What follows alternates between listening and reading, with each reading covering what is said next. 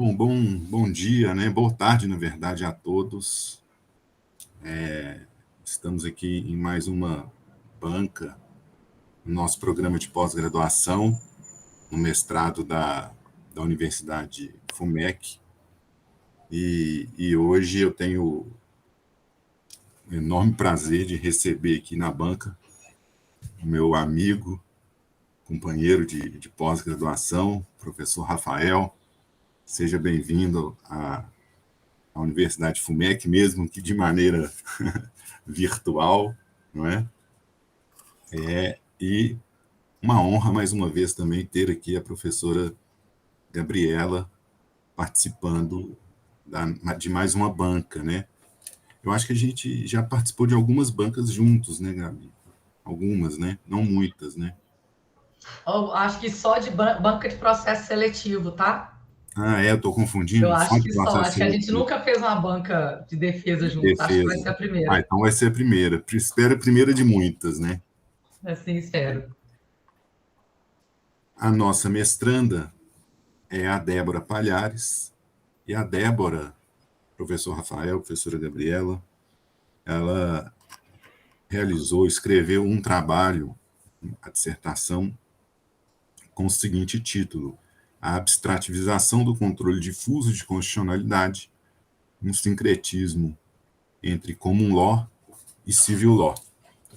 Nós estamos aqui a comentar, antes da Débora entrar, com o professor Rafael, que na FUMEC nós temos essa prática, que hoje parece recorrente em outras universidades, essa prática de fazer uma pré-banca antes da banca final, né? Vamos falar assim.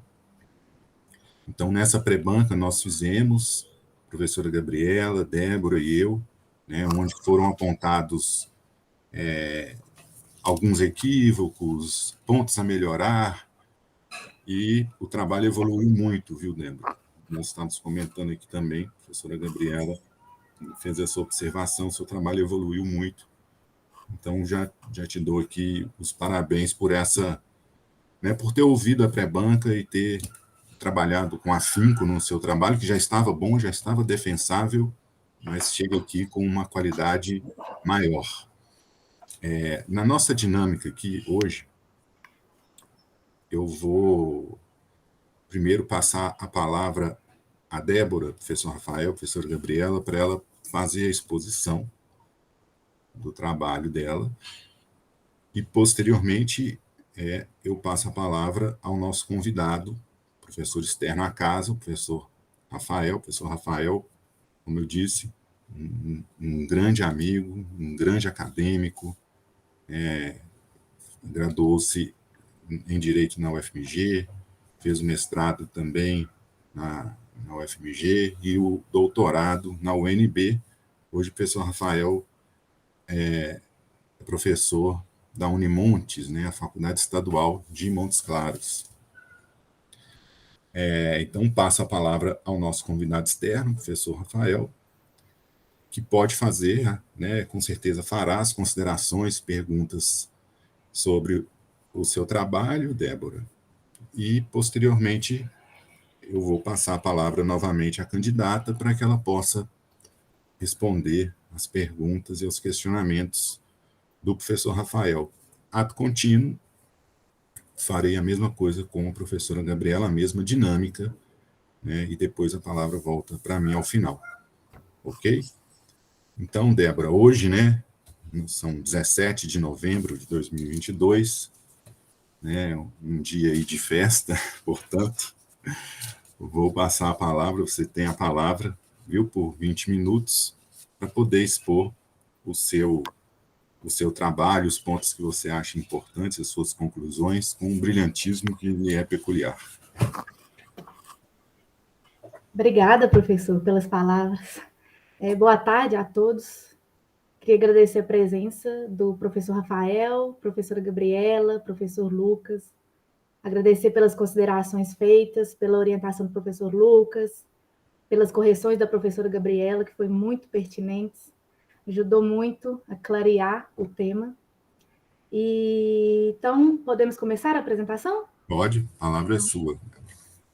Então, a pesquisa, o problema central da pesquisa é a questão da abstrativização no controle difuso de constitucionalidade.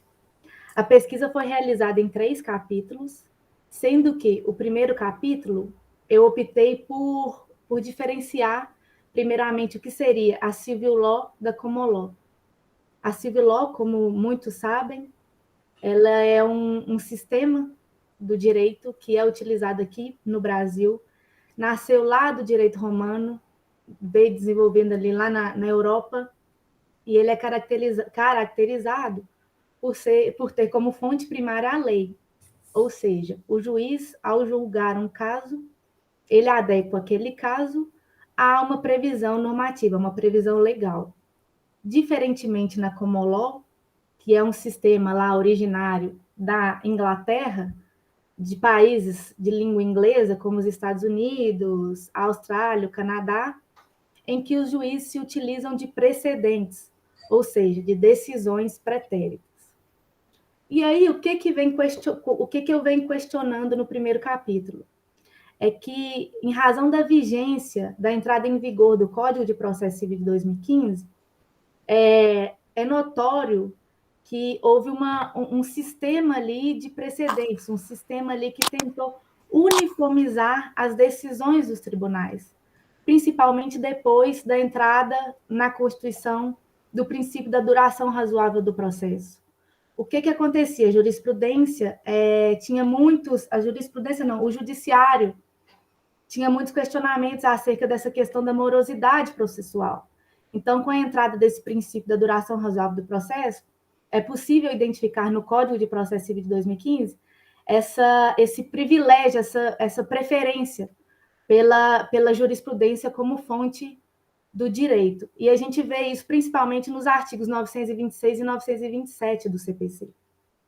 Outro ponto que se questiona é que, se você pegar esse modelo constitucional processual, principalmente do professor Baracho, se esse princípio da duração razoável do processo, ele não estaria um pouco distorcido da visão aí do CPC. Ou seja, quando a gente pensa num modelo constitucional de processo em que há ali uma participação dialógica das partes, se essa questão da uniformização da jurisprudência, se essa questão de trazer os precedentes para a gente, se isso não seria uma inconstitucionalidade.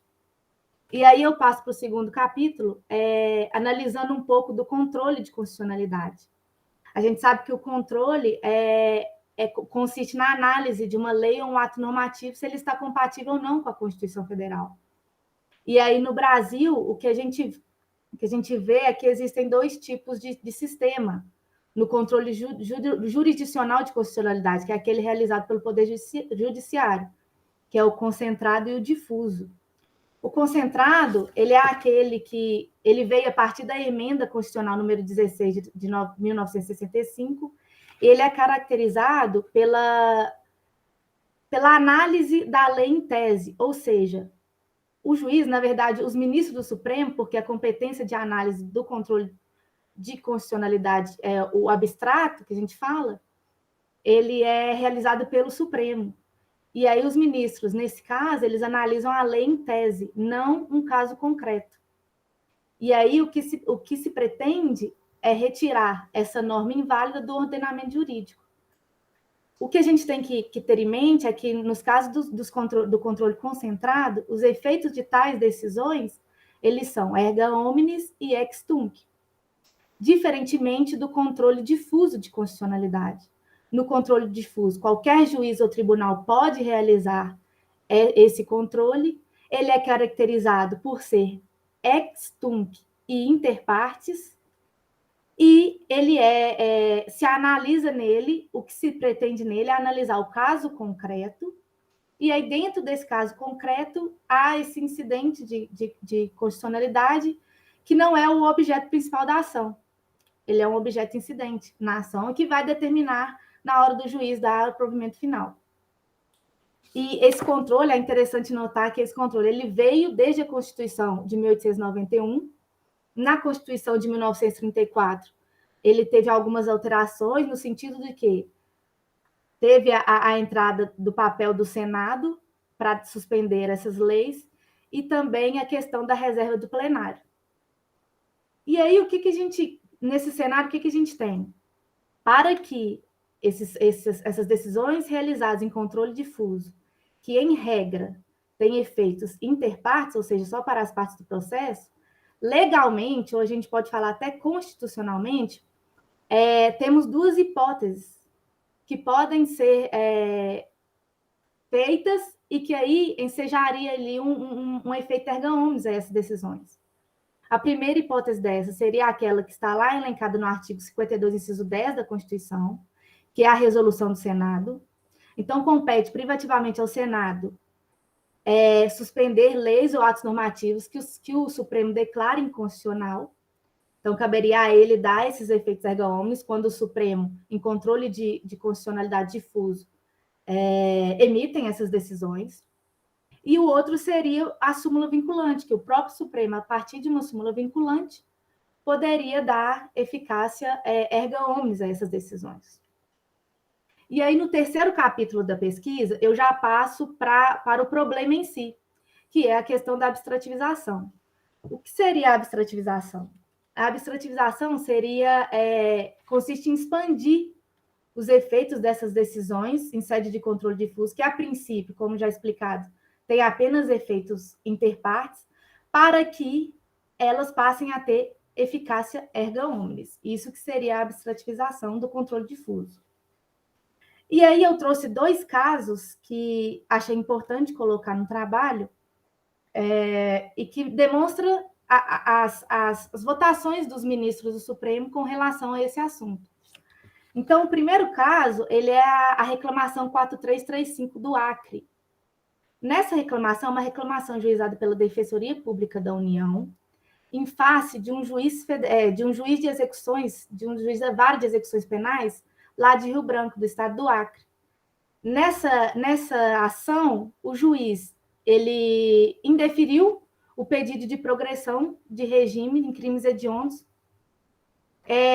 sobre a fundamentação de que a lei de crimes hediondos ela tinha, nessa época, um artigo que, se eu salvo engano, o artigo 2º, que indeferia aí essa questão da progressão. E aí, pós essa decisão, qual que foi o fundamento dele? É porque tinha um habeas corpus que o Supremo julgou nessa época, e aí, em sede de habeas corpus, a gente sabe que a decisão só vale entre as partes. E aí, nesse habeas corpus, o Supremo decidiu que essa lei de crime hediondos, nessa parte que fala sobre a progressão de regime, seria inconstitucional. E aí, o que o juiz da vara de execuções fez? Ele falou o seguinte: como o STF declarou essa inconstitucionalidade em sede incidental, em sede de controle difuso, não teria erga omnes, então ele automaticamente aplicaria a lei de crimes hediondos vigente à época. Essa reclamação chegou ao Supremo, e aí interessante são os votos do ministro nessa reclamação. E aí eu aponto o voto do ministro Teori Zavascki, que ele fala que o Estado brasileiro, o Brasil, ele está caminhando a uma valorização dos precedentes e caminhando a um sistema de common law. Também um voto interessante é o do ministro Gilmar Mendes e o ministro Eros Grau, que a gente vai perceber que o ministro Gilmar Mendes é ele que inaugura essa teoria, é ele que defende essa teoria, ele é o ministro mais defensor dessa abstrativização que temos hoje no Supremo. E aí ele vai falar o seguinte, ele vai falar que o artigo 52, inciso 10, que é aquele que dá a competência ao Senado de suspender essa lei declarada inconstitucional pelo Supremo, esse artigo, na verdade, ele sofreu uma mitigação constitucional. O que é isso? Ele ainda está em vigor, mas ele foi reinterpretado.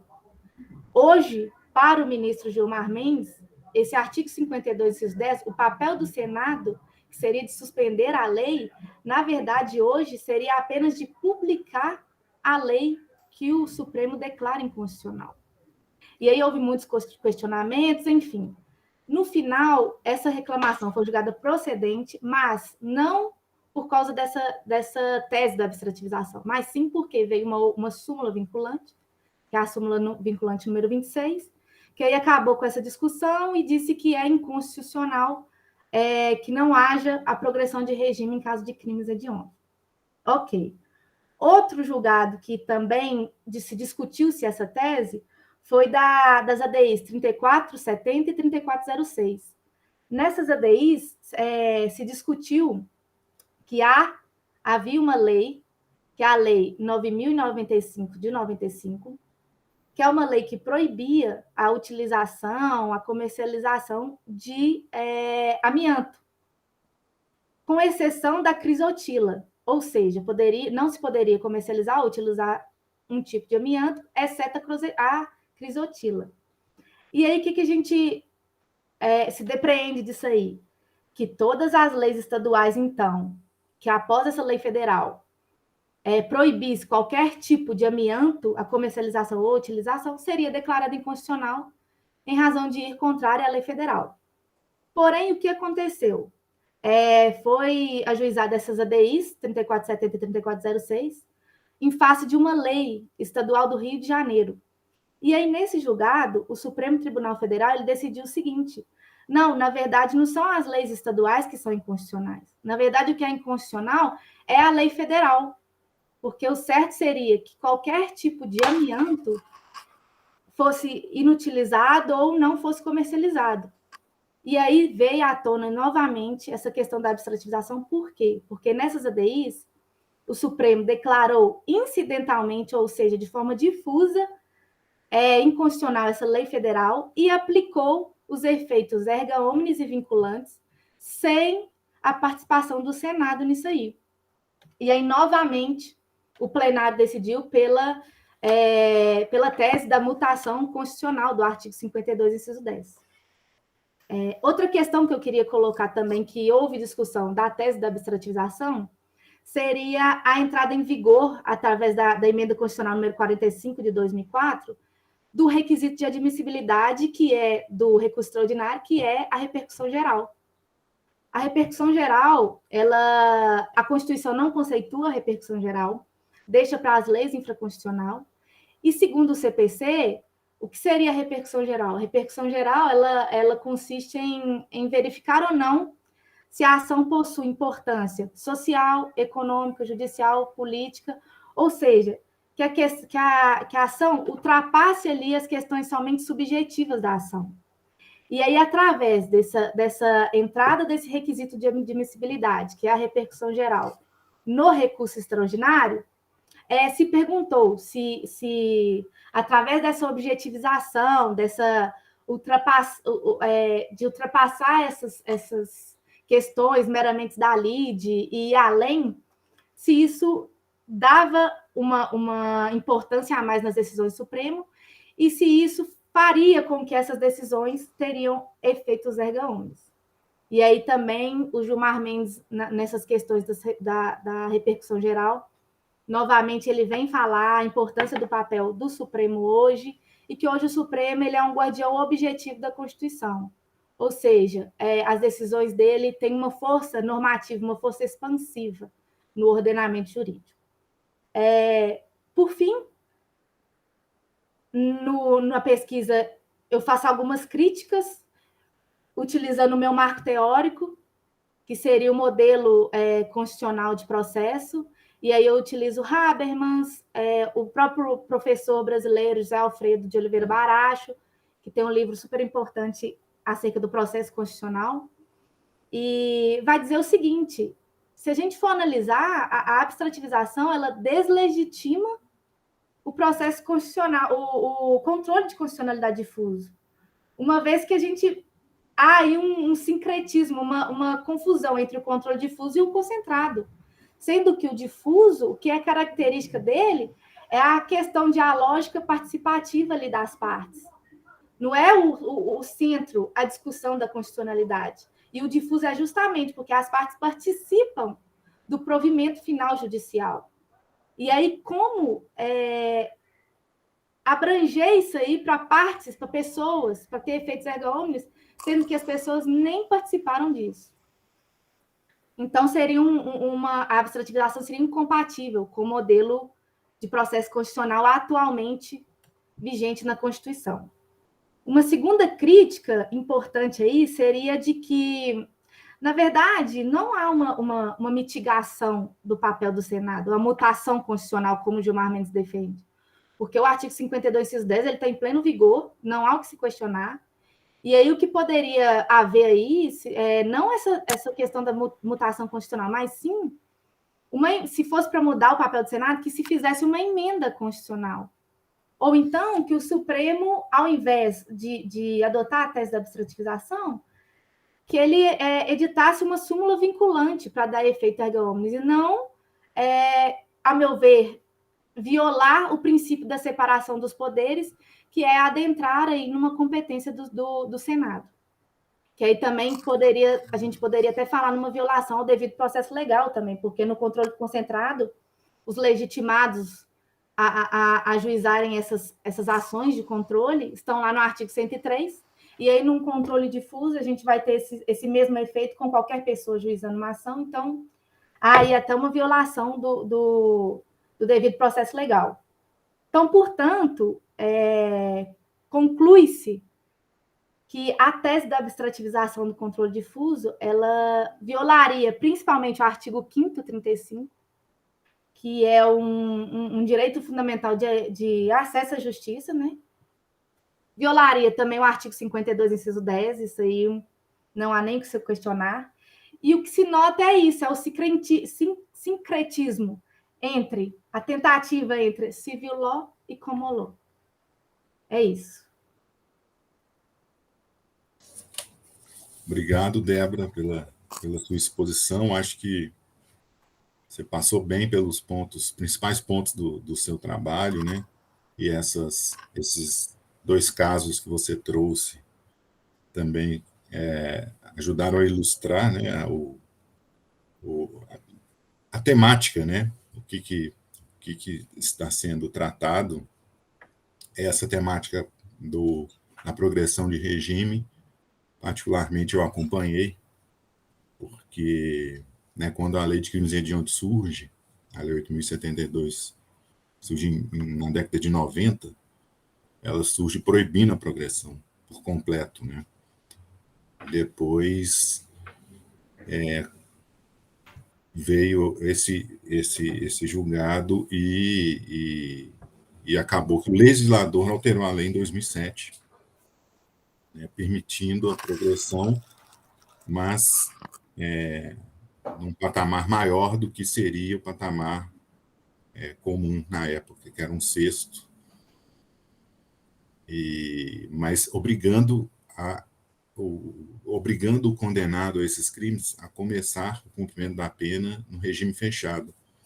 E, posteriormente, esse artigo caiu, né, entre aspas, caiu é ótimo, né, mas caiu de novo, porque oferia a individualização da pena, né?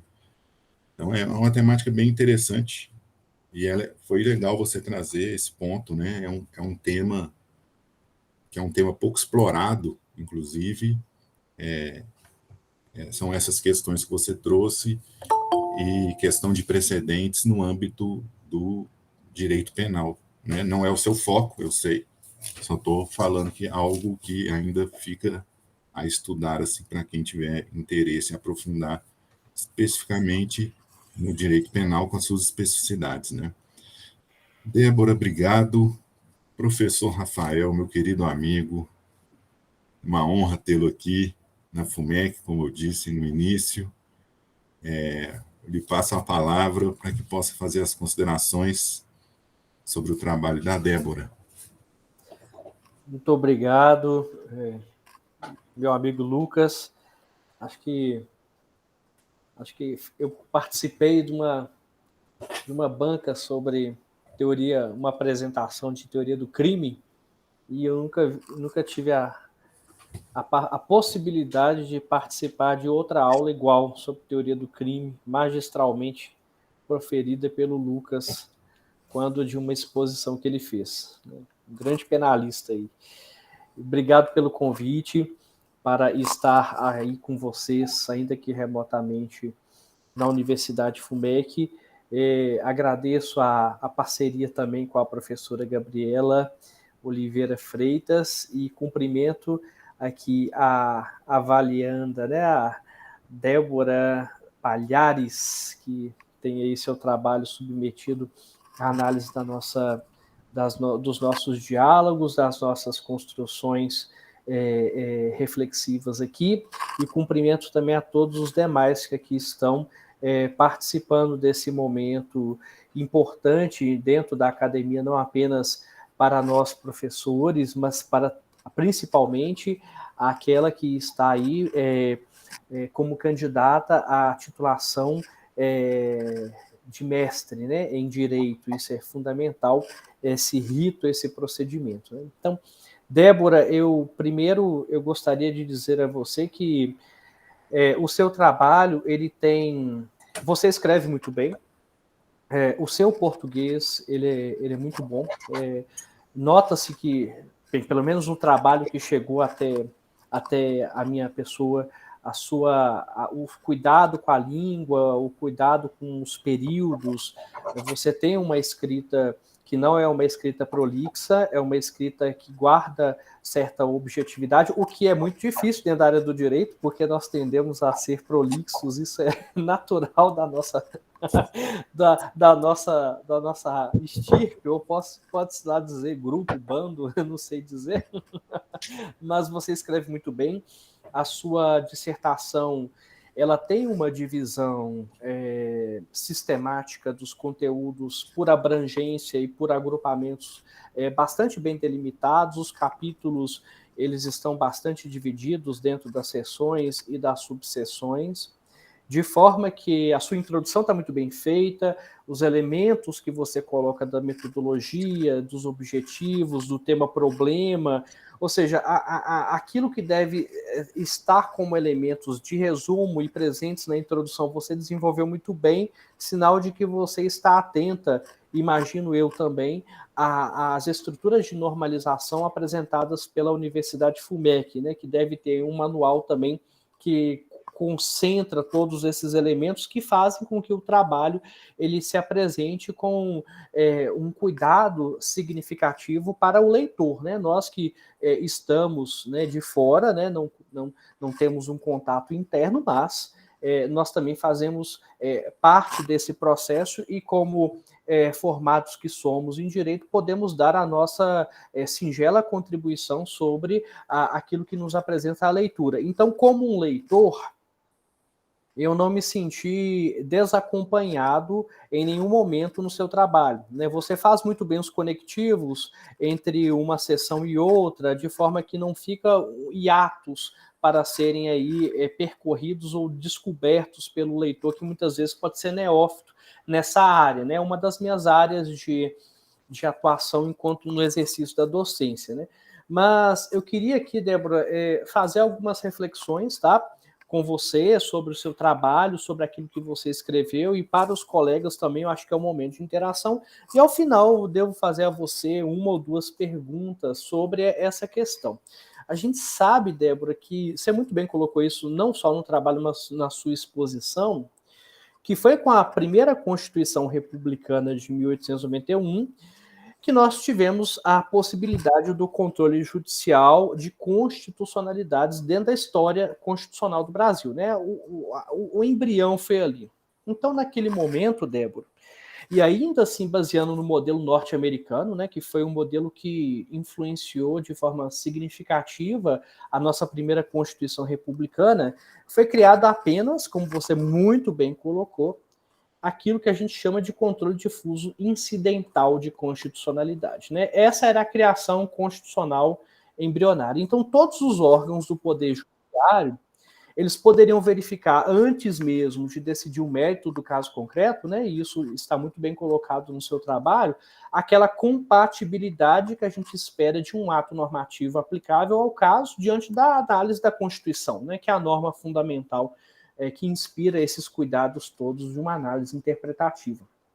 Então, essa opção, Débora, pelo modelo norte-americano, então na República Velha, como você muito bem deve saber e com segurança apresentou isso aqui para nós, teve por influência, e já sabemos, né, o John Marshall, né, que foi, por meio daquele caso que a gente estuda bastante nas disciplinas propedêuticas do direito, né, o Marbury versus Madison, né, as cadeiras introdutórias do direito constitucional sempre procuram trabalhar um pouco essa questão.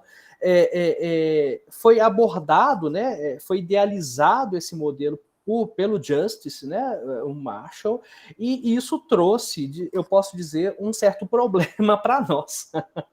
E eu vou assim, começar a falar um pouco disso, porque assim, a gente sabe que o sistema jurídico dos Estados Unidos ele é baseado no common law herdado, né, da matriz anglófona, né, da colonização que eles tiveram. Então, Débora, a fonte primária de direitos para eles compreende dentro dessa fonte a tradição. Né? E a tradição ela vai ser revelada pelos juízes, ela vai ser demonstrada, aplicada, exercitada, né, pelos tribunais, quando eles são chamados para decidir exatamente os conflitos concretos que chegam até eles por provocação. Então, Débora, pensando exatamente nessa conexão de abstratividade e tudo, a gente também deve associar essa situação aquilo que eu acho que é importante a gente mencionar, e eu acho que é fundamental você depois falar um pouco mais sobre isso, sobre a doutrina do stare decisis, né, que sinteticamente ela é apresentada assim, mas na expressão completa, né, é o stare decisis that non quicta movere, né, que é a expressão latina, né, que diz que exatamente que as questões elas devem ser decididas pelo Poder Judiciário, né? Uma questão, uma vez aplicada, decidida e deliberada, ela se torna um precedente, né? Automaticamente, as futuras decisões elas vão ser observadas, vão ser aplicadas e construídas baseadas nessa lógica do stare decisis, que é uma construção, apesar do brocardo latino, é uma construção anglófona, né? Apesar da roupagem latina, que demonstra uma influência também do civil law em algumas estruturas do common law.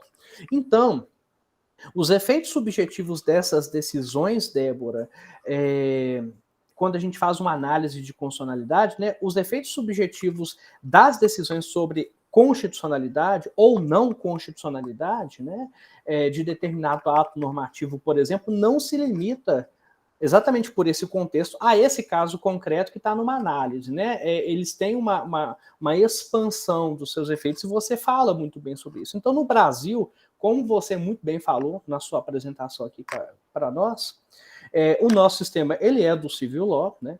A fonte imediata do direito é a lei, e nós devemos falar que por uma decorrência imediata dessa constatação, a gente tem que dizer que não existe efeito vinculante de decisões tomadas pelas cortes judiciais, a não ser que exista expressamente previsto em lei esse efeito vinculante atrelado. Né?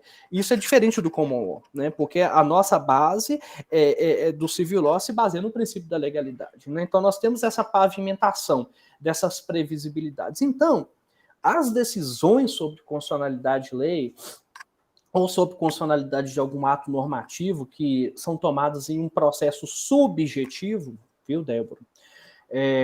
E aí a gente fala até mesmo como uma questão incidental, ainda que o Supremo Tribunal Federal, né,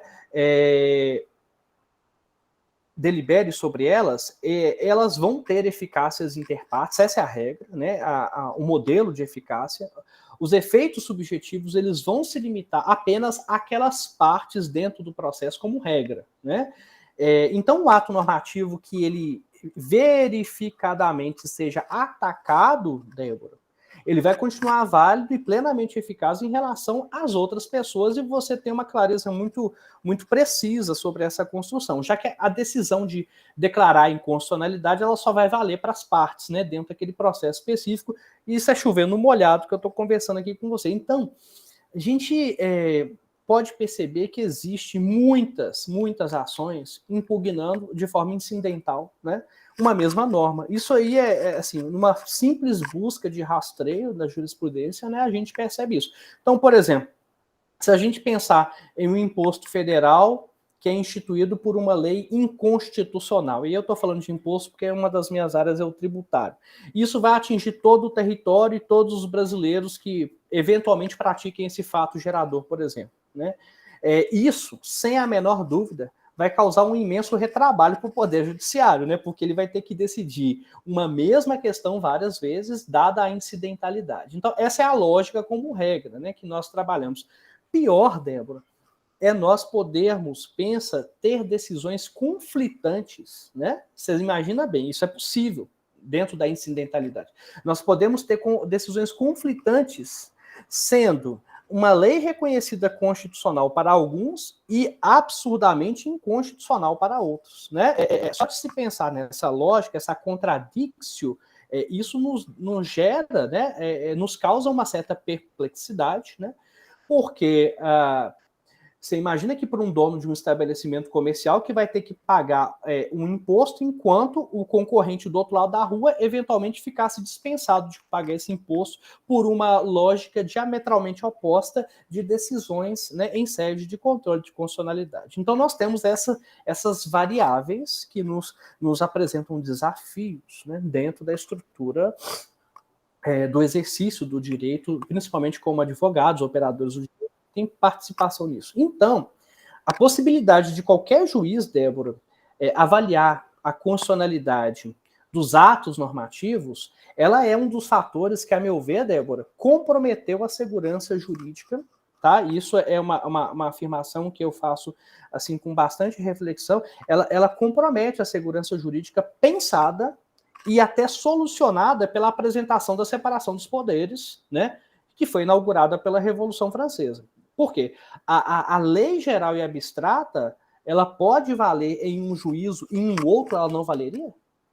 Olha só como que isso, de certa forma, afrontaria o cerne do nosso princípio democrático republicano, que seria a separação dos poderes, né? Cada um com suas competências, né? Legislar, executar e administrar, e julgar como é que nós poderíamos tratar essas questões dentro de uma lógica de separação de poderes que poderia ser aí aprofundado com essa lógica de incidentalidade. Então, Débora, quando a gente analisa, né, ou busca, de certa forma, contornar esse problema, ainda que a gente, e aí, dedilhando ainda a sua dissertação, né, os seus capítulos, a Constituição de 34, como você bem colocou lá e pontuou, né, e todas as outras, inclusive a vigente, né, de 88, né, ou pelo menos o formato em que ela se encontra hoje, né, ela previu esse mecanismo de ampliação, né, dos efeitos subjetivos da decisão, tomada em sede de controle difuso incidental de constitucionalidade. Isso já é uma previsão. Então, a gente tem que esse mecanismo de suspensão pelo Senado Federal, e aí você pontua bem nisso, né? Quando existe a possibilidade do Senado suspender a execução de uma lei declarada inconstitucional pelo Supremo Tribunal Federal, lá previsto no artigo 52, é isso, né? Inciso 10 da Constituição. Esse dispositivo, que você colocou muito bem aqui, trabalhou um pouco sobre a interpretação dele, né, sobre mutação ou não, interpretação literal ou não, enfim. Esse dispositivo, ele prevê que compete privativamente ao Senado, ele é literal nesses aspectos, né, a suspensão, né, de execução, seja ela no todo ou em parte, de uma lei declarada inconstitucional por decisão definitiva do Supremo Tribunal Federal. Então, Débora, o Constituinte, como você bem coloca, ele atribuiu ao Senado Federal a competência de ampliar os efeitos de decisão declaratória de inconstitucionalidade em caso concreto pelo Supremo Tribunal Federal para atingir a todos. Essa é isso que a gente chama de eficácia erga omnes. O Constituinte atribuiu ao Senado Federal, né? Ao Senado Federal, fazendo uma leitura direta, uma leitura da literalidade da norma constitucional. Mas olha só, para uma parte substancial, eu posso dizer assim, da doutrina, diz que esse mecanismo do artigo 52 do inciso 10, ele se torna insuficiente, né?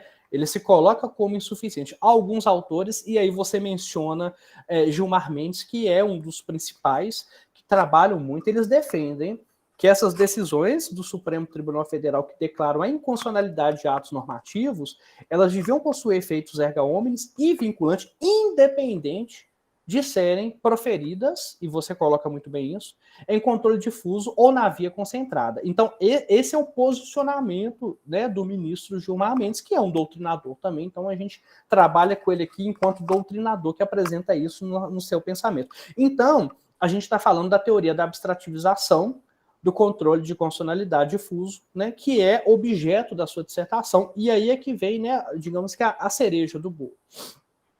Então, Débora, o que a gente pode perceber ou extrair, né, de argumentos, né, da sua investigação, da sua apresentação, do seu objeto de pesquisa?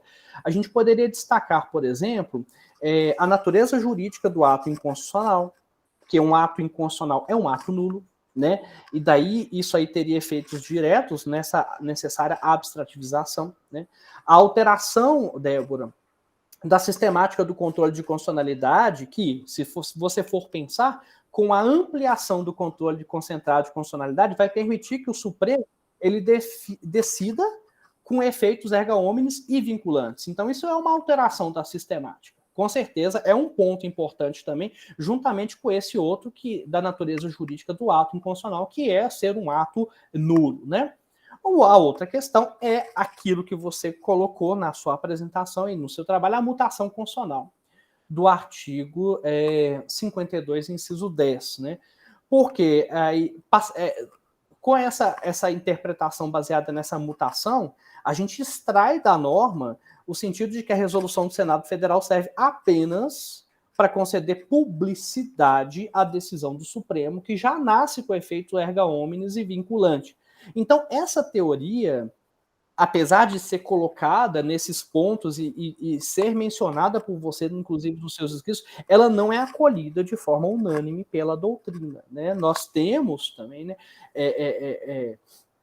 um ponto de diálogo interessante com o seu trabalho e com você, por ricochete, Débora, porque os opositores a essa aplicação, eles vão argumentar que não existe previsão constitucional ou legal que vai conferir efeitos erga omnes e vinculantes para as decisões constitucionais que são proferidas em sede de controle difuso, né? E aí a gente está falando do controle difuso. Então, quando o Constituinte, Débora, ele decidiu conferir efeitos erga omnes e vinculantes, ele fez de forma expressa, como no caso do controle concentrado e da súmula vinculante. Isso foi feito de forma expressa, né? Então, nós não temos dúvidas em relação a isso. E a gente pode verificar isso aqui nos artigos 102, parágrafo 2º, e nos artigos 103, a linha A, 103A, perdão, ambos da Constituição, né? Então, ele fez de forma expressa. Então, essa corrente, Débora, ela sustenta que ampliar interpretativamente, veja bem, os efeitos de uma decisão proferida em um recurso, em um processo individual, com partes delimitadas e sem a previsão dos mecanismos de participação popular, de defesa da própria lei, isso, Débora, vai agravar ainda mais uma tensão já existente entre o princípio democrático e o controle judicial de constitucionalidade. Então, nós temos um problema aí, né? Um problema de tensionamentos, sabe? Por isso, da importância da gente problematizar isso. Então, Débora, eu penso que é inviável, eu posso dizer, que essa palavra não figuraria como uma palavra forte, não, mas eu penso que é inviável a gente interpretar a competência do Senado prevista no artigo 52, inciso 10, como sendo de mero atribuidor de publicidade da decisão do Supremo Tribunal Federal. Né? Eu estou falando isso como professor de Direito Constitucional. Então, para se falar em mutação constitucional, nós teríamos que pensar antes em dois limites, Débora. O primeiro limite seria o quê? O texto constitucional. Ele é o limite, né? O texto constitucional é um dos limites. O outro limite, os princípios fundamentais que dão sentido à Constituição, né? Então, é o texto e os princípios fundamentais que vão dar sentido à Constituição. E, no caso, o texto não daria margem para uma interpretação proposta pelos defensores daquilo que a gente chama de abstrativização, sabe? O texto constitucional não dá margem para esse tipo, isso, assim, é o meu sentir, tá? Dessa situação toda. Então, nesse cenário, Débora, complicado, que não é um cenário simples, né? Veio o Código de Processo Civil, né? No meio do caminho surge o CPC, que não é novo mais, né? Mas em 2015, com a égide aí do novo Código de Processo Civil, ele deu um colorido maior para esse debate, como você muito bem sabe, você demonstrou aqui, inclusive na sua apresentação. Ou seja, a lei processual vigente, Débora, para não falar novo Código de Processo Civil, porque 2015 ele já é quase um adolescente.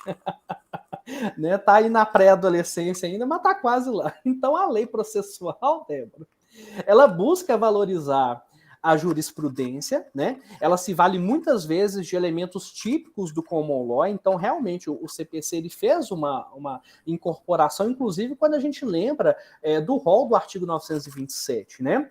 Que constam decisões do Supremo Tribunal Federal em controle concentrado de constitucionalidade, né? Agora, o Código de Processo Civil ele foi silente em relação aos pronunciamentos em controle difuso. Se você for ver, você não vai encontrar nenhum pronunciamento de controle difuso de constitucionalidade dentro da estrutura do Código de Processo Civil, na estrutura expressa, na estrutura literal. Não tem, né? Então, como você sabe, Débora,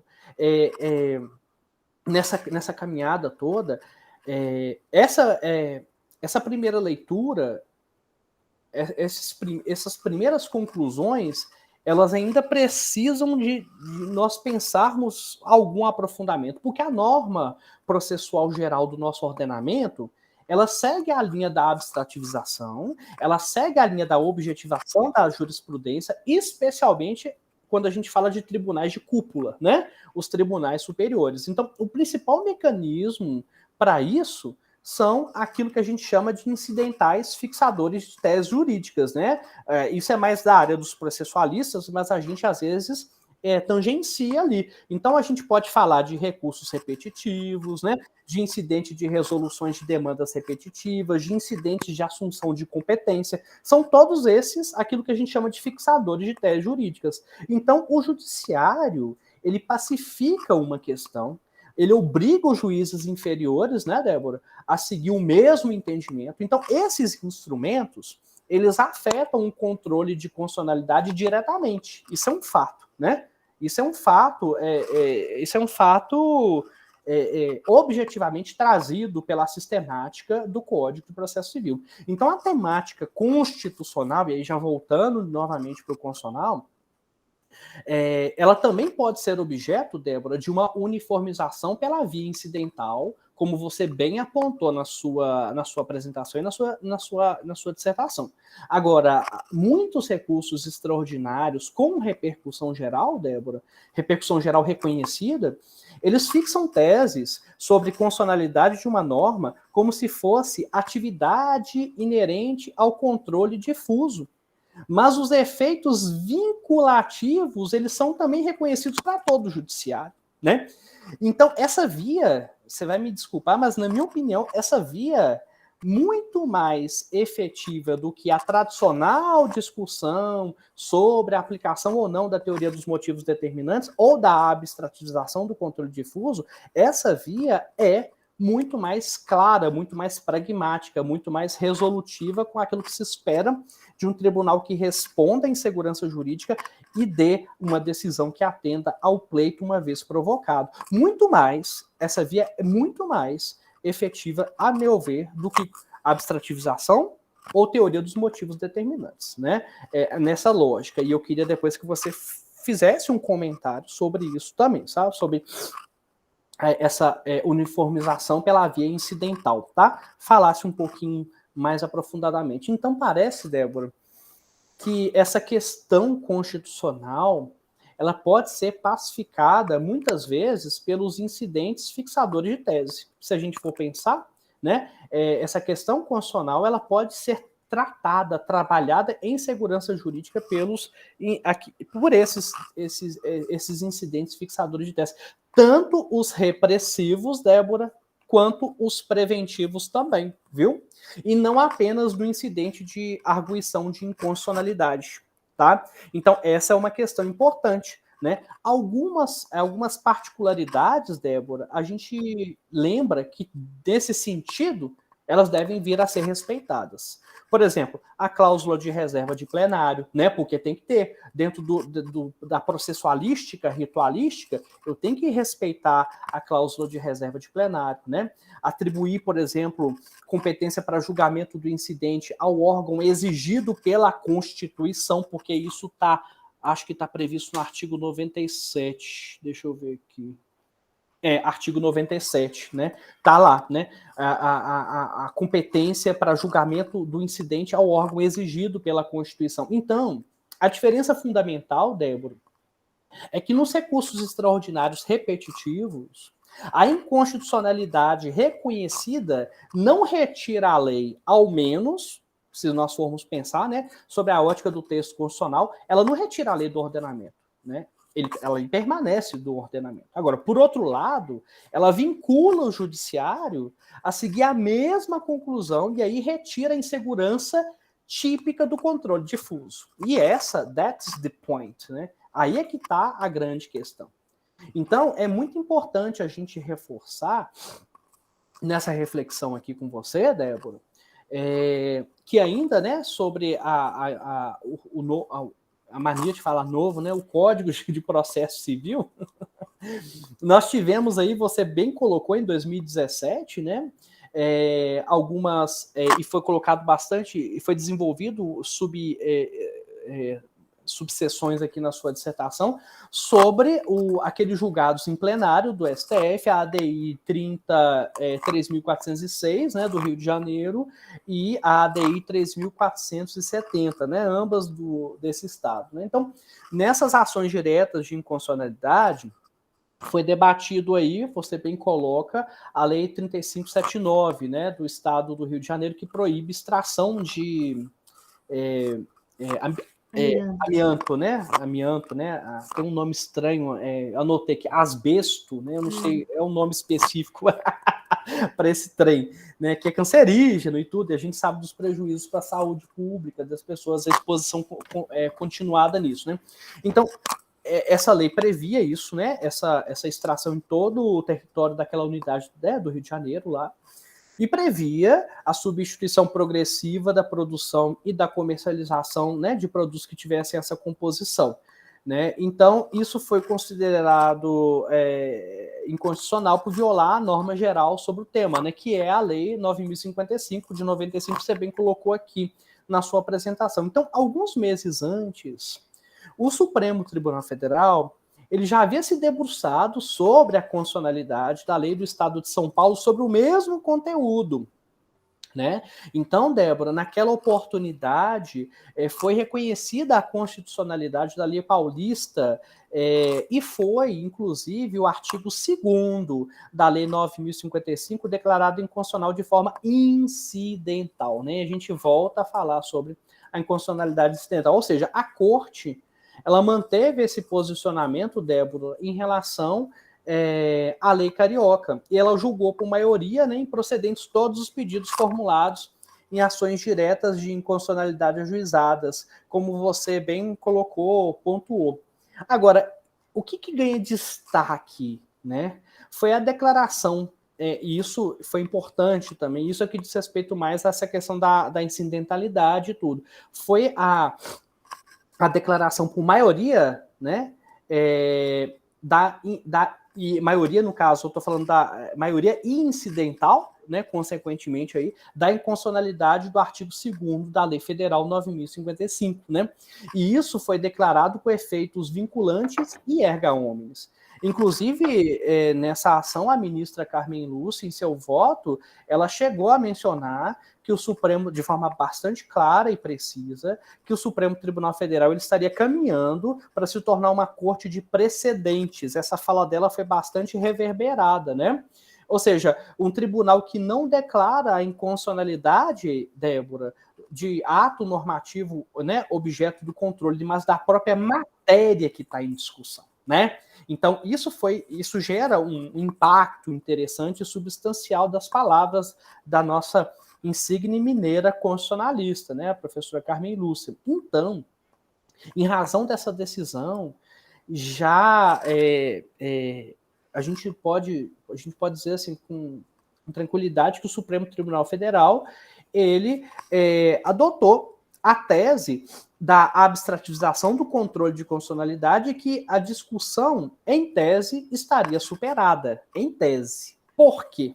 Porque fato é, Débora, que a declaração de inconstitucionalidade desse artigo 2º da Lei Federal 9.055, lá, de 95, com efeitos erga omnes e vinculantes, ela foi dada dentro de uma ação direta de controle de constitucionalidade. E aí, nós podemos dizer que houve uma ampliação no objeto da ação direta de constitucionalidade proposta, Débora.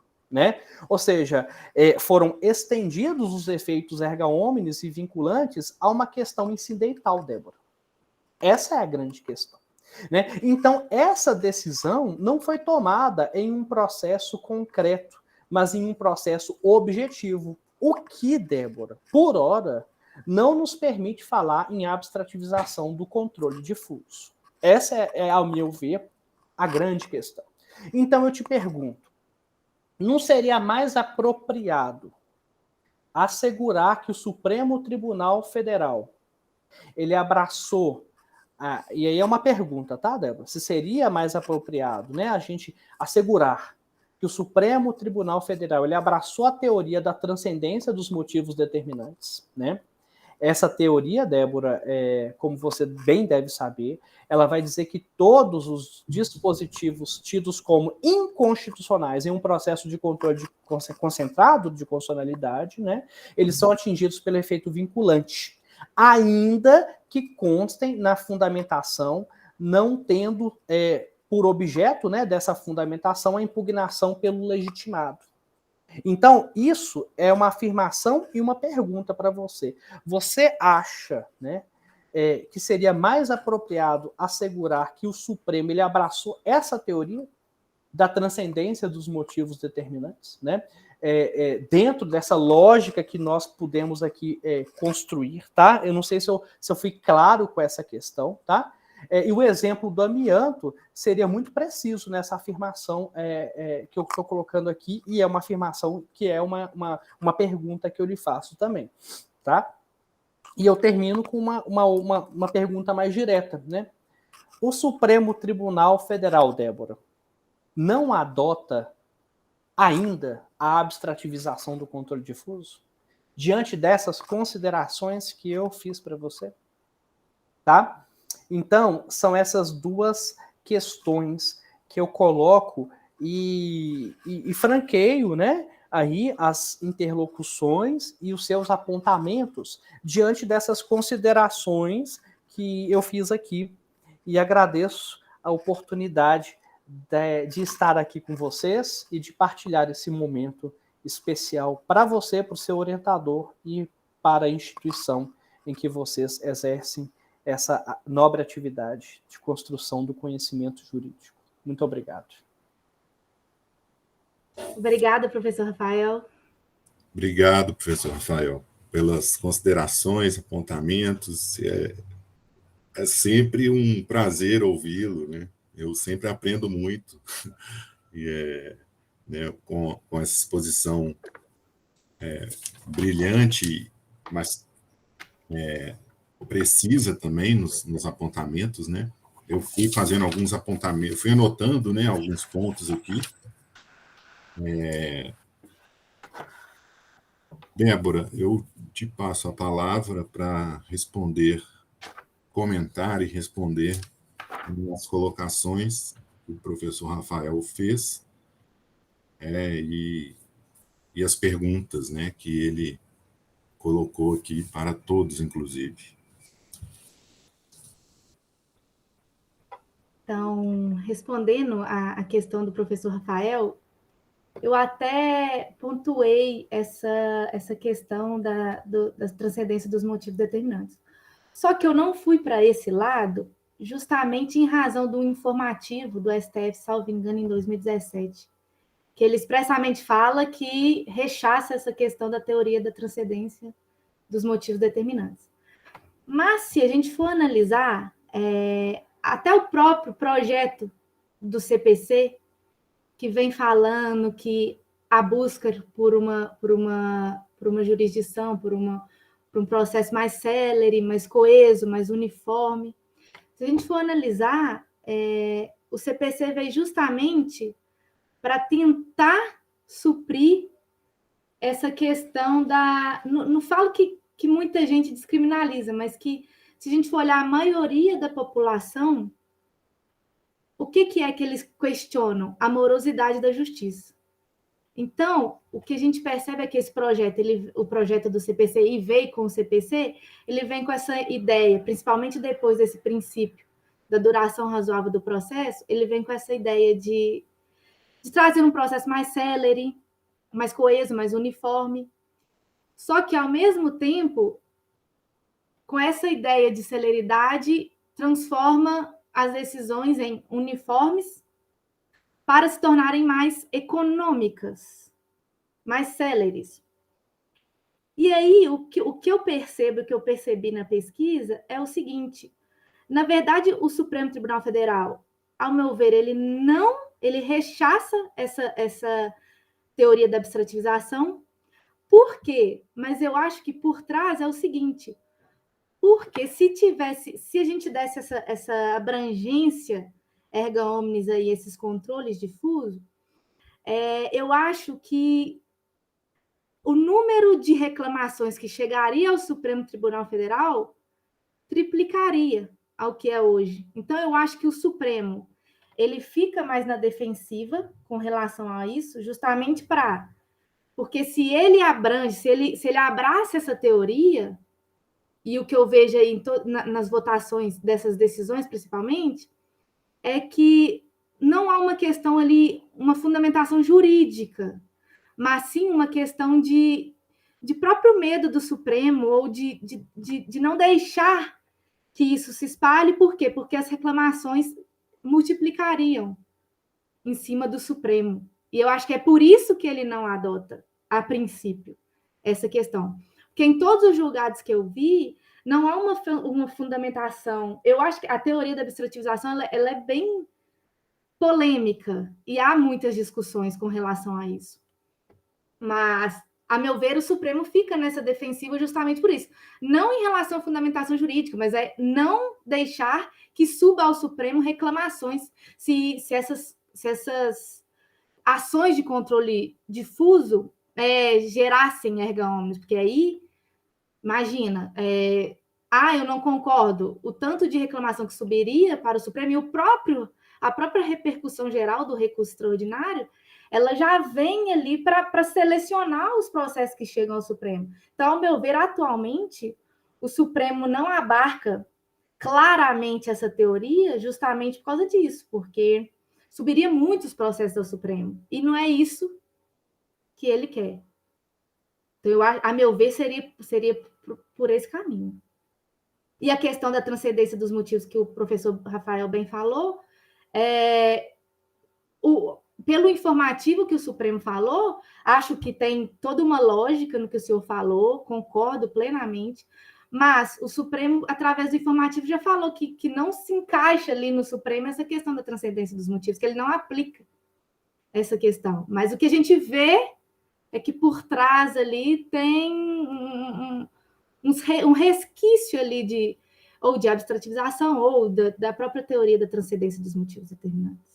É uma questão super polêmica, que há fundamentação para os dois lados, a meu ver, e fundamentações boas, mas, a princípio, o que eu vejo hoje, atualmente, no Supremo, é que ele apenas não aplica essa teoria por questões de não ter mesmo várias reclamações ali na Corte Suprema. Perfeito. Obrigado pelas considerações, Débora. Eu acho que essa questão do informativo, ela deve ser vista com muita cautela, né? Vários informativos vêm e vão, né? Digamos assim, né? Os informativos, eles são diuturnamente revistos, problematizados e amadurecidos dentro dessa caminhada de consolidação de uma lógica de segurança jurídica, né? Mas existe dentro dos constitucionalistas uma corrente cada vez maior, sabe?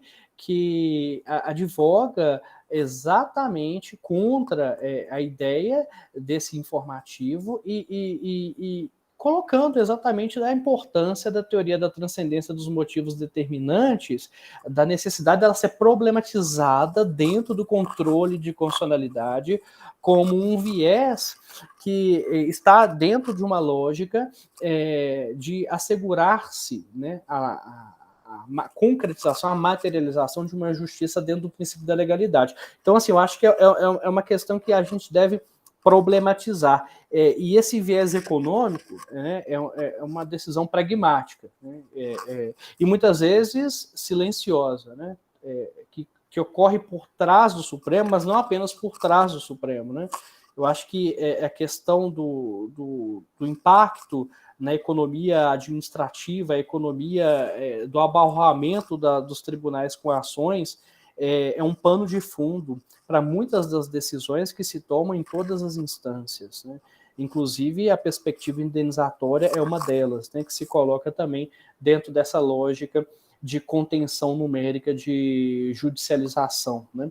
Mas, assim, obrigado pelas suas considerações pontuais, diretas e claras, e eu me dou por satisfeito as minhas colocações, professor Lucas. Obrigado, professor Rafael. Obrigado, Débora. Professora Gabriela, a palavra está com a senhora para poder fazer as colocações e perguntas. Boa tarde a todos. Começo agradecendo ao professor Lucas pelo convite. Me senti extremamente honrada, principalmente pela temática. Já participei da qualificação com a Débora, ela já descobriu que é a temática que me tira o sono ao longo dos últimos 10 anos da minha vida. Então, poder participar de uma banca de mestrado discutindo a questão, não especificamente de precedentes, mas que perpassa o problema dos precedentes, é algo que muito me interessa. Então, Lucas, muito obrigada por me conceder esse prazer na vida. Professor Rafael, cumprimento também, é um prazer conhecê-lo. Foi um prazer ouvir todas as suas considerações, estava aqui ouvindo e fazendo anotações, né? Como o professor Lucas disse, a gente sempre aprende um pouco, então, às vezes, lança alguma coisa que é importante para a gente se auto-questionar, e se me permitiu fazer vários auto-questionamentos ao longo desse curto período de tempo de fala, mas com imensa densidade. Débora, também te cumprimento. Um prazer estar aqui na sua banca agora definitiva, né? Não só mais de qualificação, podendo trazer alguns comentários sobre o seu trabalho. Já adiantei para o Lucas, desde o primeiro momento que a gente abriu a câmera hoje, eu falei como esse trabalho evoluiu da qualificação para cá. Na qualificação, eu tinha te alertado sobre algumas dificuldades ao longo do texto de confundir jurisprudência com precedente, de alguns equívocos técnicos, de estar faltando um pouquinho mais de gás na bibliografia, um pouco mais de clareza quando você trazia ali a questão da reclamação, que eu tinha até ficado confusa na minha leitura, e fiquei muito satisfeita na sua apresentação oral, que você trouxe isso ainda com mais clareza, para explicar, de fato, por que esses eram os dois casos em análise. Gostei muito da sua apresentação. Achei que você trouxe o seu tema de forma direta, objetiva, apresentou tudo que você escreveu no trabalho, sem ficar cansativo, sem ficar maçante, e isso é muito importante, porque além da gente ter que gostar do seu trabalho escrito, a gente tem que gostar de te ouvir, né? E bem possivelmente, vocês passando aqui pelo mestrado terão pretensão de se aventurarem pelas salas de aula, assim como a gente. Então, a gente tem que aprender a ser bom de ser ouvido. Foi muito bom te ouvir hoje. Foi muito claro, muito objetivo, dinâmico. E a sensação que o seu trabalho, ao final, me traz é exatamente essa, que você conseguiu abordar o seu tema de uma forma dinâmica, sem ficar exaustivo, sem gastar tempo demais falando, deixa eu trazer um conceito de ratio decidendi, ou um conceito de obter dictum. Coisas que poderiam estar no seu trabalho, não fazem falta, talvez se estivessem ali, não estariam inadequadas, mas que ficaria cansativo. Você soube delimitar muito bem por onde você queria caminhar, e eu gosto disso no seu trabalho, de fazer essa diferenciação para começo de conversa dos dois sistemas jurídicos, de civil law e common law, que eu acho que é o mais importante para a gente tentar se situar no mundo, porque eu acho que hoje o ordenamento brasileiro, jurídico brasileiro, não está situado. A gente está com uma grave crise de identidade, e de um drama que eu acho que não deveria existir, que por diversas vezes na sua fala você falou, isso acontece porque a gente está preocupado com a morosidade do judiciário, acontece porque a gente quer um judiciário mais célere. Celeridade tem preço, gente. Então, a gente não tem que querer isso a qualquer custo, não é assim que as coisas têm que funcionar. Acho que é inevitável que a gente pense em precedentes, que a gente pense em saídas possíveis, porque a gente tem um país muito grande, com uma quantidade gigante de tribunais, com uma vasta legislação espalhada e cada dia surge mais lei. Então, a gente tem que pensar em maior integridade do ordenamento jurídico, da interpretação do ordenamento jurídico, mas eu não acho que isso tem que sair ao atropelo das coisas. E eu ia até fazer um comentário que durante a sua fala você usa celeridade e razoável duração do processo como sinônimos. Eu não acho que razoável duração do processo é sinônimo de celeridade, que é uma duração razoável, ela não é célere, ela acontece em tempo razoável. Eu costumo até fazer o comparativo para os meus alunos de graduação, eu falo assim, célere é quando eu saio daqui da minha casa e tenho que chegar na FUMEC, aí eu furo o sinal vermelho, aí eu corto os outros pela direita, eu passo mandado no radar, isso é celeridade. Agora, se eu gasto 30 minutos da minha casa na FUMEC, é tempo razoável. Eu parei em todo sinal, eu não ganhei uma multa em nenhum tipo de radar, eu fiz tudo certinho. Então, isso que teria que ser o tempo razoável do processo para ele não durar mais do que o necessário. Agora, eu acho que a gente está numa caminhada inevitável para maior força de precedentes. Eu acho que isso aí não tem ré. Em momento nenhum a gente vai retroceder disso.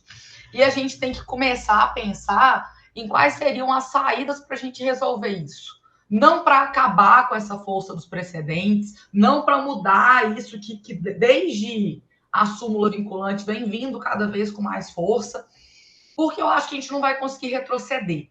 Se alguém brotar com uma proposta legislativa falando vamos acabar com força de precedentes, isso não vai passar. Então, a gente tem que começar a pensar em como adequar essas situações para uma lógica mais democrática, já que você trouxe aí como marco teórico o modelo constitucional de processo. Eu acho que a grande sacada que a gente tem que pensar daqui para frente é isso. Como que eu vou tornar isso um pouco mais democrático? E assim, só para te lançar um possível questionamento, porque enquanto você estava falando, o professor Rafael falando, eu fui pensando em algumas coisas, não seria o caso de a gente criar, por exemplo, uma possível conversão de controle difuso em controle abstrato, diante de um caso chegou um recurso extraordinário no STF em que discute-se especificamente a inconstitucionalidade de uma lei. Porque a gente está discutindo a lei constitucional que não foi aplicada ao caso. Nem sempre vai ser uma inconstitucionalidade. Mas se for, por que eu não dou forças ao STF para notificar todos os legitimados da DI, para caso algum deles queira propor a ADI? Né? E aí a gente vai poder ter um julgamento num formato de ADI, com participação popular, com representantes da coletividade, com o eventual amicus curiae, uma coisa mais ampliada. E talvez com isso a gente resolva o problema. Porque eu já estou ficando desiludida. Eu comentei isso numa banca uns dias para trás, que eu estava com a mania irritante de falar mal de absolutamente tudo e sem pensar saídas.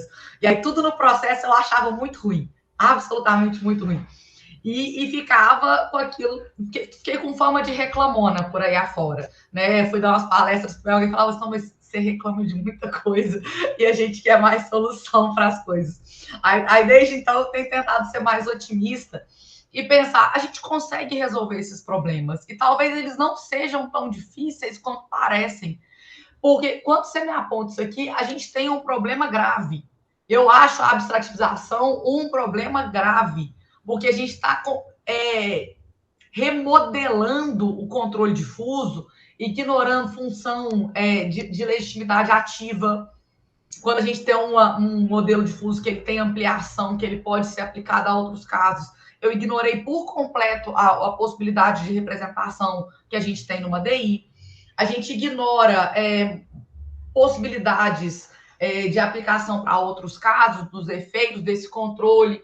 E aí a gente, igual eu falei, a gente não está situado mais em lugar nenhum e eu acho que isso está fazendo falta. Então, eu vou te deixar esse questionamento, não é nem para você me responder, mas é para você dormir com isso uns dias, quem sabe você volta para fazer doutorado depois e me traz uma resposta para uma coisa desse tipo, né?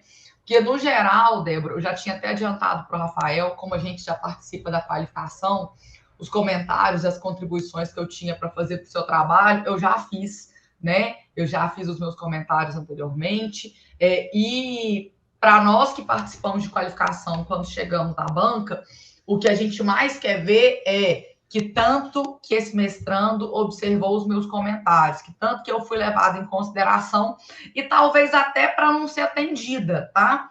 A gente fala assim, aproveitar para falar, porque tem outros mestrandos assistindo, vocês não têm que concordar com a banca de vocês, vocês não são obrigados, mas dá uma resposta para a gente, tá? Eventualmente, se a gente dá uma sugestão de alguma coisa que acha que deve mudar no trabalho, fala, apesar de alguns autores defenderem a ideia tal, ouso discordar, né? Vou trazer aqui minha discordância no meu trabalho, não tem problema nenhum.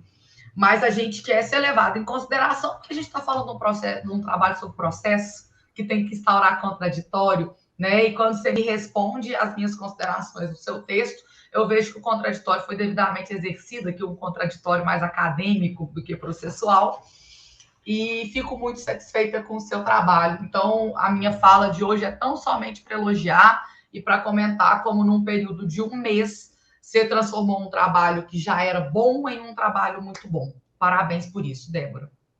São essas as minhas considerações, professor Lucas. Obrigado, professora Gabriela. Débora, você tem a palavra para responder a professora Gabriela. Eu queria agradecer a professora Gabriela, as considerações que ela fez na qualificação me ajudaram muito. E tem um questionamento que você fez também na qualificação, que eu penso nele até hoje, que você me perguntou... Meu Deus, coitada. Você me perguntou assim, então, se a gente for analisar o modelo constitucional de processo, o CPC de 2015, ele seria inconstitucional? Eu falei, imagina uma declaração de inconstitucionalidade aí do CPC, a confusão.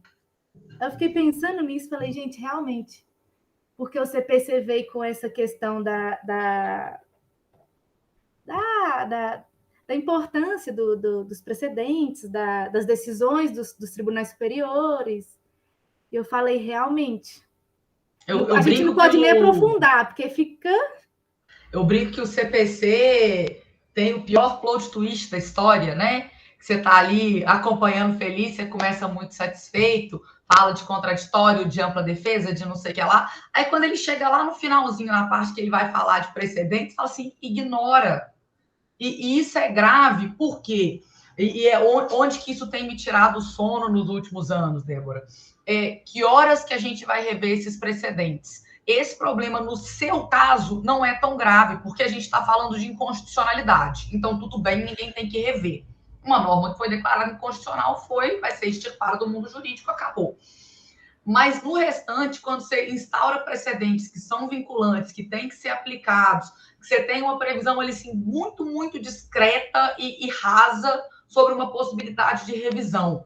Não fala como é que vai ser, que procedimento que vai adotar, como é que isso vai funcionar, nada.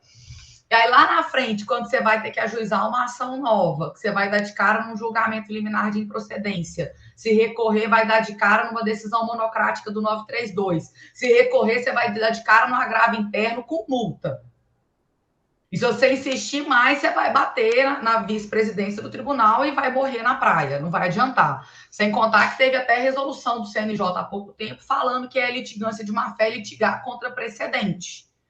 Então, a gente está ficando completamente cerceado no direito de ampla defesa, né? Então, você tem uma inconstitucionalidade grave nisso aí. Só que, assim, eu estou cansada de lutar contra ela, tá? O que eu estou te adiantando aqui hoje é isso. Eu desisti de lutar contra essa inconstitucionalidade e eu estou numa tentativa de buscar meios para ela ser menos inconstitucional. Eu acho que é por aí.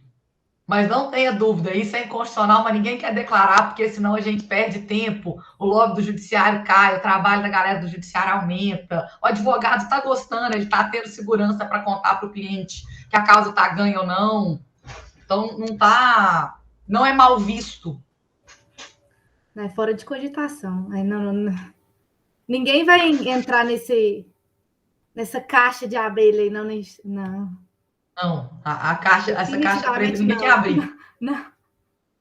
Mas que bom que te deixei sem sono também por alguns dias, fico satisfeita. Mas a missão é essa. Essa questão que você falou também da uma ação em controle difuso, a conversão em controle concentrada é bem interessante. Eu fiquei nisso aí enquanto vocês estavam falando, eu acho que resolve. Vou dar uma pensada nisso. É interessante também pensar nisso aí.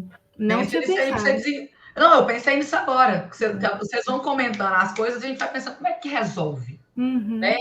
Que seria uma saída, né? Seria uma saída. Talvez. Porque senão a gente não teria necessidade, não fazeria sentido ter um controle difuso e um controle concentrado, sendo que os procedimentos seriam o mesmo. Então, uma questão a se pensar. Isso aí. É para deixar a pulga atrás da orelha mesmo. Está satisfeita, professora Gabriela? Satisfeitíssima. Então, muito obrigado pela participação, né? Principalmente na pré-banca, né, professora Gabriela? Acho que a gente, né, nós discutimos bem trabalho na pré-banca e, conforme mencionado, realmente o trabalho da Débora, né, teve um salto de qualidade muito pelas considerações que você fez na pré-banca, né? É um tema que lhe é caro, né, professor Gabriela? Eu, Débora, não tenho assim muitas perguntas, não tenho perguntas, na verdade, né? Vou fazer apenas um comentário rápido. Realmente essa questão da morosidade, né? Parece que é algo que acompanha a nossa tradição continental, né, da qual nós, né, fazemos parte. Eu estava aqui a me recordar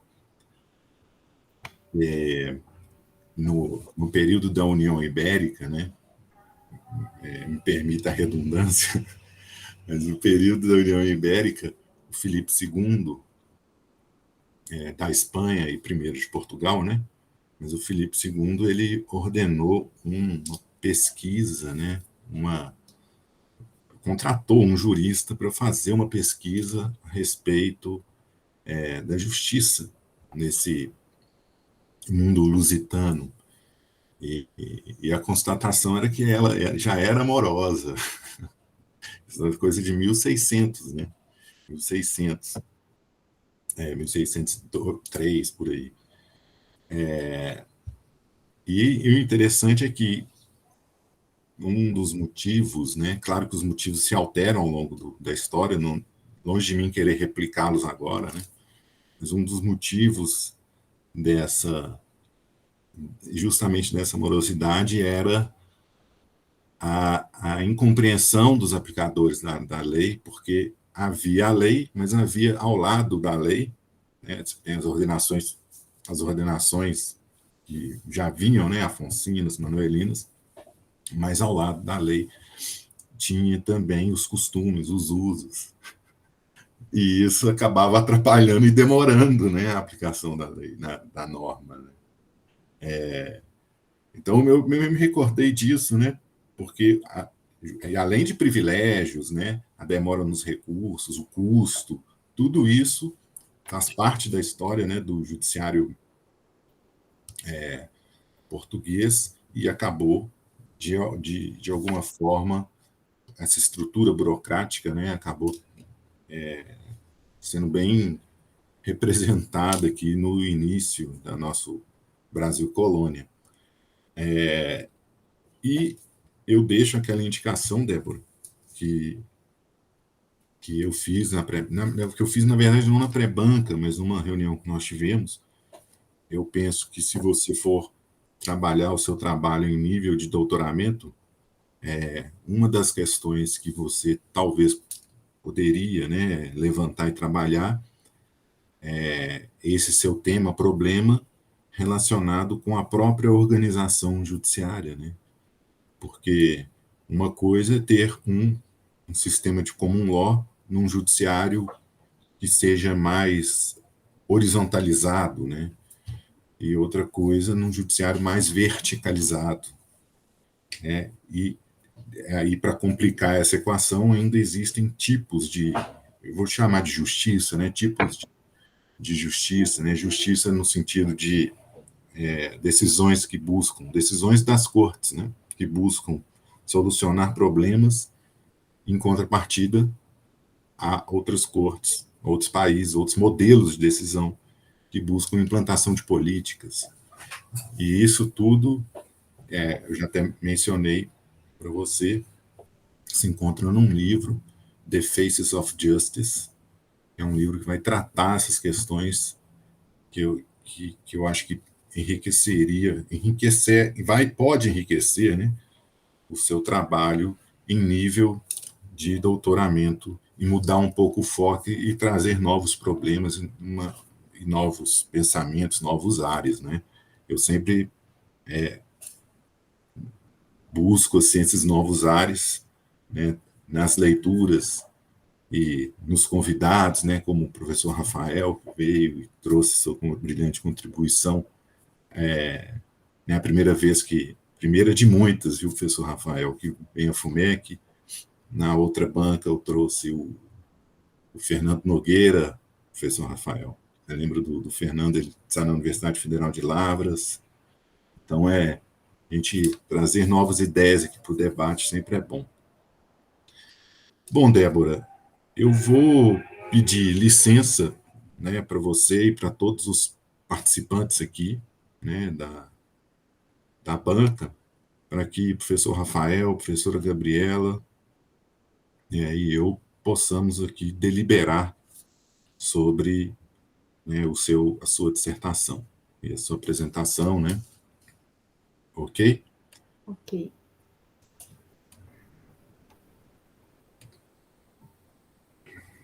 Aí eu saio, professor?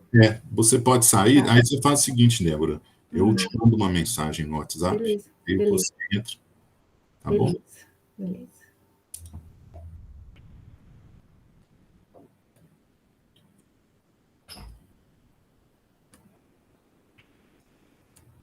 Deixa eu vou removendo as pessoas aqui e não saírem, né?